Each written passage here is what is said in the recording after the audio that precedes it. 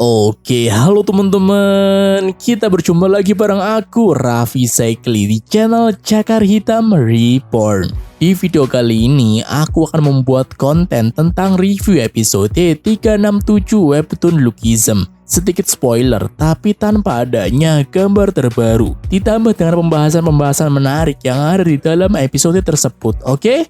Yaps, ini hanya pembahasan. Kalau mau versi lengkapnya, kamu bisa buka di Naver Webtoon, Line Webtoon versi Mandarin, atau Instagram aku. Aku sudah membuatnya, oke? Sekali lagi aku tegaskan, ini video sedikit spoiler, tapi tanpa adanya gambar terbaru atau gambar asli. Namun diselingi dengan pembahasan yang ada di dalam isi episode tersebut. Kalau mau versi lengkapnya atau versi aslinya, kamu bisa buka di Naver Webtoon, Line Webtoon versi Mandarin, ataupun Instagram aku @dnraffi. Lookism episode 367 diawali dengan Park Young Sok bersama Lee Jin Sung memasuki markas Lee Ji Hoon Crew yang berada di tempat karaoke daerah Gangbok. Tujuan mereka memasuki markas Lee Ji Hoon Crew adalah untuk menangkap Park Ji Ho sekaligus menjebloskannya ke penjara anak. Karena status Park Ji Ho sekarang yaitu narapidana yang kabur dari lapas, atau lebih singkatnya disebut buronan. Tapi sebelum mereka melakukan itu, Park Ji Ho sudah sadar dan dia tidak ada di markasnya. Namun Park Ji Ho menaruh anak buahnya untuk menyampaikan pesan kalau Park Ji Ho berada di tempat yang Park Young Sok ketahui. Tapi Park Ji Ho menginginkan Park Young Sok yang datang, bukan Lee Ji Hoon. Sontak pernyataan itu membuat Park Young Sok sangat terkejut karena ia sangat tahu tempat yang dimaksudkan oleh Park Ji Ho. Maka dari itu, Park Young Sok memutuskan untuk pergi ke sana, pergi ke tempat itu sendirian tanpa adanya teman ataupun pengawalan. Sebenarnya Lee Jin Sung atau Jin tidak setuju jika Park Young Sok ke sana sendirian karena itu bisa saja perangkap dari Park Ji Ho yang sudah dirancang sedemikian rupa untuk menjebak ataupun menghabisi Park Young Sok. Tapi Park Young Sok enggan menuruti Lee Jin Sung karena mungkin ini yang terakhir kalinya. Bisa dikatakan final battle antara Park Young Sok versus Park Ji Ho. Sebenarnya apa ya tempat yang dimaksudkan oleh Park Ji Ho? Sampai-sampai dia bilang bahwa hanya Park Young Sok dan Park Ji Ho lah yang tahu tentang maksud dari tempat itu. Nanti kita jawab ya di akhir supaya bisa lebih jelas lagi, oke? Setelah itu, kita akan diperlihatkan pertarungan antara Raja Ansan versus Digi alias Lee Ji Hoon. Sebelum mereka bertarung, An Hyun Song berhasil sadar dari pingsannya dan dia tidak bisa bergerak dikarenakan tubuhnya sangat sakit untuk digerakkan. Alhasil dia hanya bisa rebahan dan melihat seniornya sebentar lagi akan bertarung melawan Lee Ji Hoon. Akhirnya mereka berdua bertarung. Tapi tidak pantas disebut pertarungan karena yang terlihat adalah pembantaian.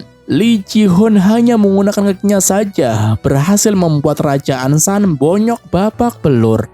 An Hyun Song pun kagum dengan kemampuan Digi alias Lee Ji Hoon yang mana menurutnya gameplay bertarung Lee Ji Hoon itu sangat tenang dan akurat. Padahal yang mengawali pertarungan atau yang mengumandangkan peperangan itu Raja Ansan loh. Raja Ansan yang duluan menyerang Lee Ji Hoon. Tapi dia malah terbantai hanya dengan kaki Lee Ji Hoon. Cuma pakai kaki loh. Belum lagi kombinasi antara yang lainnya. Bener kan? Kayaknya Raja Ansan gak terlalu kuat deh. Iya kan? Kata siapa? Dia punya anak buah sekelas Kwon Ji Tae. Maksudnya pukulannya sekelas Kwon Ji Tae dan mempunyai kecerdasan di atas rata-rata. Kecerdasan di atas rata-rata? Maksudnya gimana ya? Maksudnya itu cerdas dalam mengelola keuangan dan cerdas memutar uang. Buktinya dia berhasil menjalankan kemakmuran kota Ansan yang sudah diberikan oleh Raja Ansan padanya. Mempunyai otak yang cerdas plus kekuatan yang luar biasa. Sebenarnya dia paket komplit tapi sangat disayangkan. An Hyun Song terlalu mendewakan cara bertarungnya Raja Ansan yang hanya mengandalkan tangannya saja. Tunggu dulu. Kita kan sedang ngomongin pertarungan antara Raja Ansan versus Lee Ji Hoon. Ngapa jadi ngomongin Hyun Song deh? Ya intinya Hyun Sung tidak menyangka kalau seniornya mendapatkan lawan yang sangat kuat.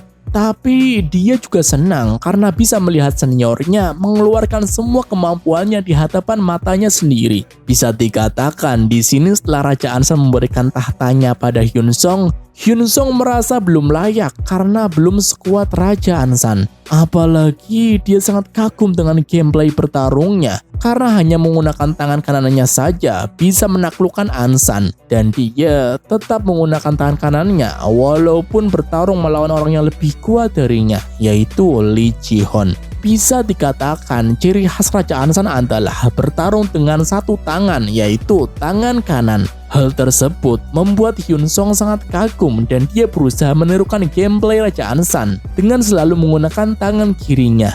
Hyun Sung akan menggunakan tangan kanannya sebagai senjata terakhir untuk mengalahkan lawannya. Namun sangat disayangkan, dia harus melawan Park Hyung Suk, seseorang yang memiliki bakat luar biasa sekaligus memiliki kecepatan di atas rata-rata. Sekuat apapun pukulanmu, jika tidak mengenai lawan, itu sama saja sia-sia. Tahu kan maksud aku? Bagai deja vu. Dia melihat seniornya kewalahan melawan orang yang mengandalkan kecepatan dan kakinya, sama seperti dirinya yang kewalahan melawan Park Hyung Suk yang mengandalkan kecepatan dan kakinya. Tidak ada satupun pukulan yang mengenai Lee Ji-hoon karena Lee Ji-hoon sangat tahu gameplay bertarungnya Raja Ansan, dan itu menjadi kelemahan Raja Ansan, yaitu hanya mengandalkan tangan kanannya. Orang yang sangat Hyun Sung bangga-banggakan, orang yang sangat diidolakannya harus tumbang di hadapan matanya sendiri. Sudah jelas level Lee Ji-hoon itu sangat berbeda dengan Raja Ansan. Namun ada hal yang menarik teman-teman.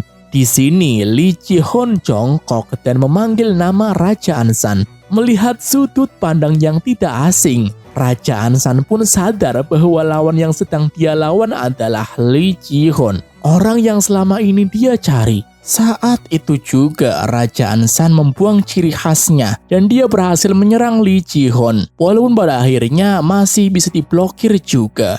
Yaps, orang yang selalu mengandalkan tangan kanannya bertahun-tahun harus membuang ciri khasnya, yaitu menggunakan tangan kiri. Hal itu pun membuat Han Hyun Sung sangat terkejut karena orang yang selama ini ia kagumi bersedia membuang ciri khasnya. Bukan hanya Hyun Sung saja yang terkejut, Lee Ji-hoon pun terkejut karena orang yang sangat dia kenal mau menggunakan tangan kirinya, dan itu membuat Raja Ansan sangat lincah. Tangan kiri menyerang, tangan kanan juga menyerang. Tidak ingin meremehkan lawannya atau bisa dikatakan menaruh respect kepada Raja Ansan, Lee Ji-hoon menunjukkan wajah sangarnya dan dia siap mengambil organ tubuh Raja Ansan yang lain. Karena menurutnya jika mengambil satu mata saja tidak cukup. Setelah itu kita membahas tentang tempat yang dimaksudkan oleh Park Ji-ho. Park Hyung Suk mengerti maksud dari Park Ji-ho. Ia pun bersedia menggunakan tubuh aslinya dan dia menuju tempat yang Park Ji-ho maksudkan. Ayo kita membahas tentang tempat yang mereka maksudkan. Hanya ada satu tempat yang mereka tahu, sangat tahu.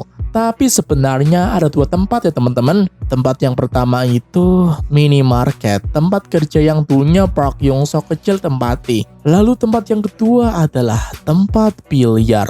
Untuk minimarket, kayaknya nggak mungkin lah, karena tempat itu tempat umum.